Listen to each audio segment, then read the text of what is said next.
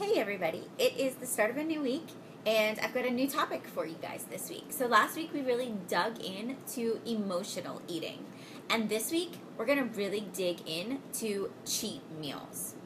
So you've heard me use this term before, right?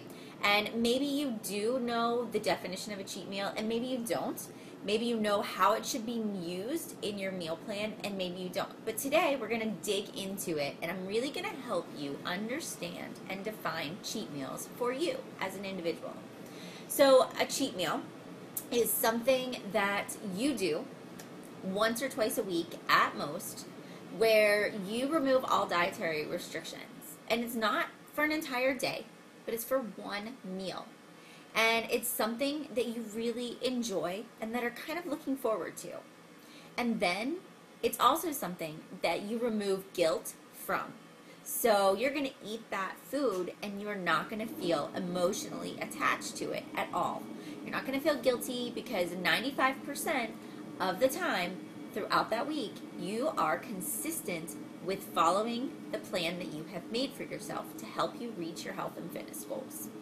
So, the next thing is, can this cheat meal hurt you? No. If you are doing a cheat meal 5% of the time, one, maybe 2 times maximum, it is not going to ruin your progress.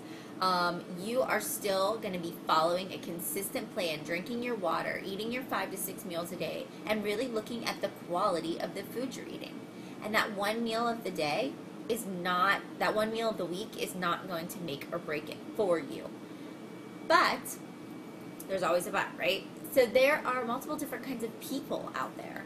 And I'm going to kind of talk to you, and I want you to identify who you think you are. And so the first one is people that are ruined by cheat meals. Okay, so that's somebody who, when they indulge in a food, feel like they need more and more and more, and they can't stop themselves. They can't limit themselves to just having a serving. So it's somebody that goes to that says, tonight's my cheat night, I'm going to have a glass of wine, but they drink the entire bottle. Or somebody that's going to have a cup of ice cream, but then eats the whole carton of ice cream. So those are the people that really can't control or have willpower and strength to refrain from going all out. So you've been good all week long, you get to Saturday night and you go to a wedding and there's cookies there and you eat 20 cookies. And so that is where it does become detrimental to you because you cannot control that cheat meal. And you're those people that say to me, I'd rather just not cheat at all because once I start, I just can't stop. And that's fine. It's okay to be that kind of person. There are people out there whose diets and their meal plans and their progress is going to be saved by cheat meals. That's me. I am the type of person that can't cut and restrict everything out of my lifestyle. Or I almost have the opposite effect on myself where I go the other way and I dream about it and I binge eat. And so if I don't allow myself to have that flexibility and know in my mind 95% of my life is going to eat clean and the other 5% I'm going to enjoy. So that's the birthday party with the fabulous cake from my favorite bakery, or it's a piece of coconut cream pie at my dad's birthday party. Whatever it is, there are times where there are things that I really enjoy that I save up for, and then I go guilt-free and allow myself to enjoy.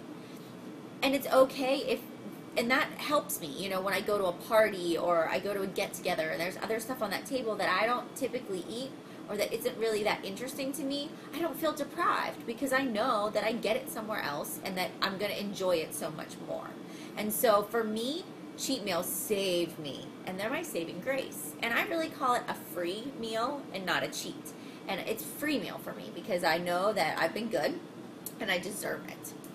The last one is people that it doesn't matter either way. So you're somebody that's like, I can have a piece of cake, and then tomorrow I'll be back on the wagon. And I don't have to eat it for 6 months, and I'm good. I'll eat clean for 6 months, and then I'll decide I want to have something.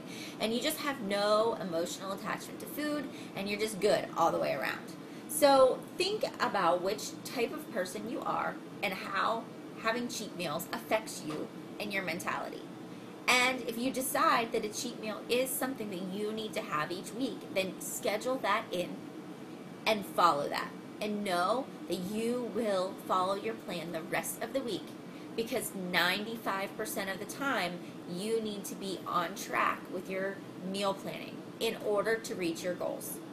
So this week I really want you to track it, whether it's on MyFitnessPal or a piece of paper or notebook, whatever it is. I want you to start writing down what you're eating. And this week in our group, I want you to post when your cheat meal is going to be, why that's your cheat meal, and what you're looking forward to the most out of that meal. Tell me your personality style. Are you somebody that needs to have that cheat meal to succeed? Are you somebody that doesn't have willpower and just can't have it? Or do you not care either way? Shakeology is a really great way to help crave those cravings, help curb those cravings. So if you're a late night snacker, or you're craving something sweet, grab a Shakeology. Make those no-bake Shakeology peanut butter balls. They are tremendous to stick in the freezer and pull one out as a snack. And they're much more healthier than reaching for that candy bar or chocolate bar that you typically would have. It's all about changing your thought process. And it's hard. The beginning is always the hardest. But the more you practice, the more you make it part of who you are, the easier it becomes. And you just start to think like that. And I promise that you will get there too. So have a great day, and I look forward to spending another week with you guys and helping you reach your health and fitness goals.